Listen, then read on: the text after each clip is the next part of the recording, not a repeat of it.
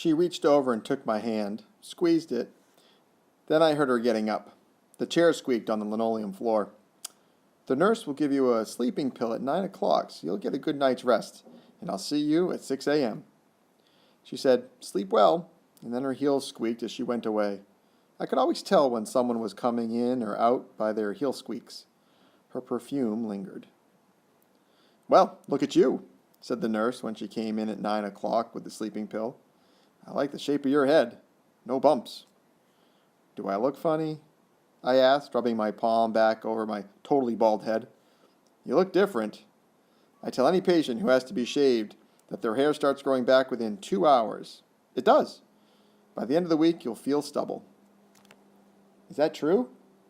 "Absolutely. Now, take this pill." She put it in my left hand, giving me a glass for the right one. I swallowed the pill. She fluffed my pillow and said, from habit, "Lights out." I didn't argue. Then she took my hand and held it a moment. "I go off at midnight, but I want to tell you not to worry. If there is one patient in this hospital who'll get the A treatment, it's you.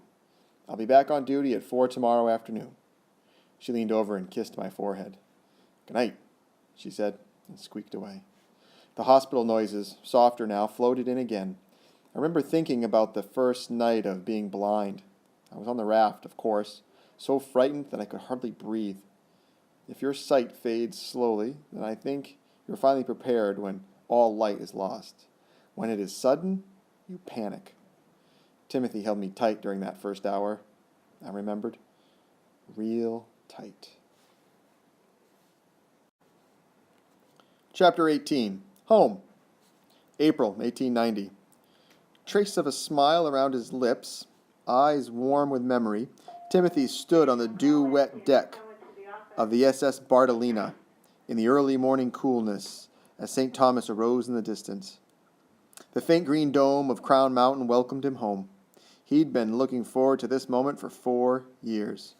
After going to Rio, then to New York, on to France, then back to New York, a voyage of 7 months, the Gertrude Theismann had made 5 more coffee runs to Rio and another to England, never coming near Leeward Islands. He'd finally jumped her, left without permission, a month ago. As Tante Hannah would say, "The crab never forget a hole." Tante Hannah. Mr. Tanner, the chief mate of the Theismann, had been kind enough to write 2 short notes for Timothy to mail to Bacowal, telling her he was alive, that he thought of her constantly, that he missed her and loved her. There was no way of knowing whether or not she'd received them. Main thing now, he was headed home at last, a workaway sailor, exchanging work with the Bartolina's deck crew for passage from New York to St. Thomas. This was often done when a sailor had little or no money. He'd changed. He knew he'd changed, in his body and in his head. After leaving the island as a boy, he was returning as a man of 18, more than 6 feet in height, body heavily muscled from days and nights of heaving on lines and grappling with sails, fair weather or storm. He'd learned much aboard the Theismann, even from the Bahan. Now he swore that never again would he leave his own sea. The summery Caribbean, his gentle island and cays. The 2 trips across the Atlantic had taught him about gales and snow and ice.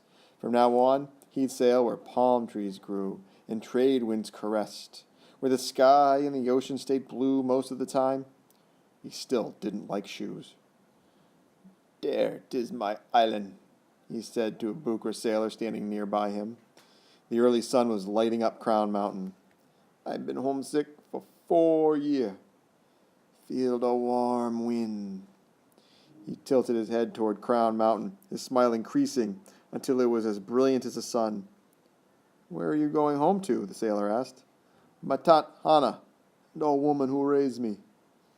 "No girlfriends?" the sailor asked. Timothy laughed. "None that I know of."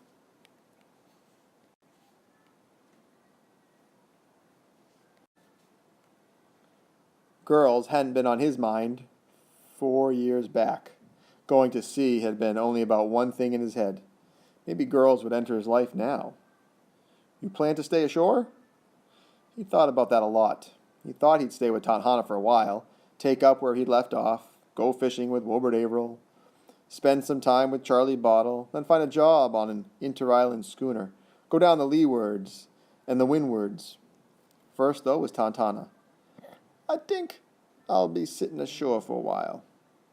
Hidden under his mattress in crew's quarters were gifts for her from Rio, France, and England.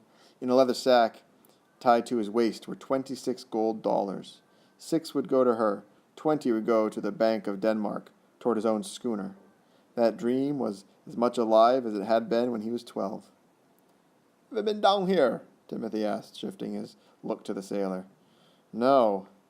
Ah, go to Magens Bay, jump into the warm water, then sit neath the coconut palm. That's what I plan to do. Get his feet and bottom into warm sand again. Thick black smoke coiled up from the stack of the Bartolina, the first steamship Timothy had ever boarded. Though it was steadier and sometimes faster than the Theisman, Timothy missed the quietness and cleanliness of the bark. The coal burner's engine thudded and the iron hull shook. Another reason to return to sailing. Breakfast call sounded an hour out of St. Thomas, Crown Mountain growing closer with each turn of the propeller. Then the boatswain, a Bukra this time, kinder than the Bahan, issued orders to prepare the ship for entry to port. Timothy's pulse quickened. It seemed even more than 4 years since he had left the island. Salt Cay and West Cay were in sight as the Bartolina steered southeast to round the tip of St. Thomas. Soon she'd round Turtle Dove Cay and Saba Island, then steer east until time to swing north and steam up the channel into the harbor. 20 minutes later he saw the powder magazine and gun batteries on the tip of Hassel Island. In the distance, on St. Thomas's shore, were Fort Christian and King's Wharf, where he'd spent those hours watching sailors and ships. His excitement mounted as the ship put Flamingo Point on Water Island abeam. Now the route was a few hundred yards east of Hassel, and there was the Glory waiting off the port bow to help her into the West India Company berth in the harbor itself. Within minutes after the Bartolina was tied up, Timothy trudged along the dirt road that circled the harbor, going westward along the waterfront toward Crown Bay. Slung across his back, a canvas bag that he'd sewn together on the Theisman held his few possessions. In his right hand, wrapped in oilcloth, were Tantana's gifts: a dress and a red parasol from France, a hat from Rio, a bracelet from England. He couldn't wait to see her face as she looked at them, then tried on the hat. They would talk for days, he thought, because Hannah had never left St. Thomas in all her life, not even to go to St. John or St. Croix. She knew no other island, and now he could tell her what was beyond the horizon and what had happened to him there. He hurried his steps as he came closer to the back of wall and broke into a trot to go up the hill. Very little had changed on the waterfront and along the row of warehouses. Some of the same down-island schooners were in port, but he didn't stop to say hello. He'd come back later. Finally, he reached the top of the hill, expecting to see Tantana out by the iron wash kettle, see Bukra close on the line. He planned to sweep her off her feet, hug her, kiss her, tell her how much he'd missed her. He slowed and then stopped. There was no kettle in the yard of her shack. No Tantana stirring it, no clothes on the line. Someone was sitting on the doorstep, a woman, but she wasn't Tantana. He'd never seen the woman before. Then he heard a baby crying, the sound coming from inside the shack. A baby in Tantana's house? Suddenly, uneasiness turned to alarm as he stood there, staring at the thin-faced woman. She stared back. He took a few more steps, then asked, "Webby, Hannah Gums." Her lamp done went out. The young woman's eyes were remote. "Don't fool with me," Timothy said angrily. Hannah was strong and healthy. "Her oil gone," said the woman, who looked to be in her 20s. Timothy found it hard to breathe. "When?" "2 year ago." "Who you be?" "Her son." Yes, he was her son, as much as there was a son anywhere on earth. 2 year ago, the woman repeated. "I don't believe you."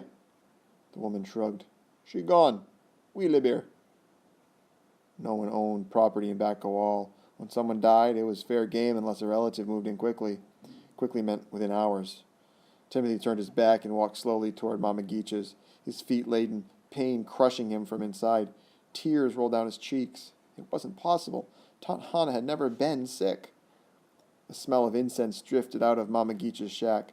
She always lit it with candles, 20 or 30 of them burning, even in daylight. Mama Geech's, when she wasn't on her feet, stayed atop an old hospital bed.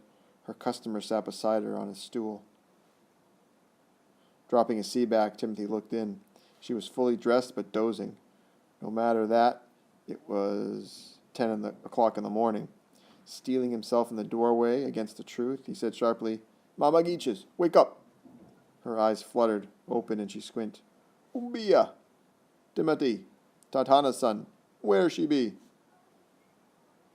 "Other side she gone." The other side. Timothy had never liked the word, but had to know. "Dead?" Mama Geech's nodded. "How?" "Heart done give out. She just dropped in the yard doing wash for the bukra." Timothy nodded and picked up the sea bag to walk slowly away from Bacco All. The same strong smell of sewer and cooking over the open fires was in the air. The shanty town looked even poorer after 4 hours. 4 years. He went to the very edge of it, then sat down and sobbed. Charlie Bottle said, "She buried on estate Alborg, near her mama and papa." Charlie said he made her pine board coffin himself and then used his hay cart to transport her from Bacco Wall to the estate. Because she was a weed woman, almost everyone in Shantytown turned out for the procession in their finest. The procession was a 1/4 mile long, he said. A copper head pointed west. That meant her feet were toward the donkey's tail as it drew the cart. Her head to the east invited Lupgaro and Sokoyant and the Jumbis to walk beside the procession. Timothy nodded. He was still in shock. He'd done a terrible thing. He'd stayed away too long. He thought Aunt Hannah would never die. "You're looking good," said Charlie Bottle. "You growed up." Timothy nodded, then said to Charlie Bottle that he'd see him later. He gave Charlie the gifts he'd brought for Aunt Hannah, saying, "For your woman." He wanted to go to Estate Alberg and pay his respects. On the way, he picked some red hibiscus, Aunt Hannah's favorite flower, and placed them on her grave, staying by it for more than an hour. Then he returned to Charlie Bottles and asked about Wilbert Averill. He thought he'd like to go fishing with Wilbert in the morning, clear his mind. "He done gone other side too," said Charlie. Timothy's 4 years away from home had been costly. He stayed the night with Charlie, and then in the morning went down to King's Wharf to find work on an inter-island schooner and pursue his dream of having his own boat.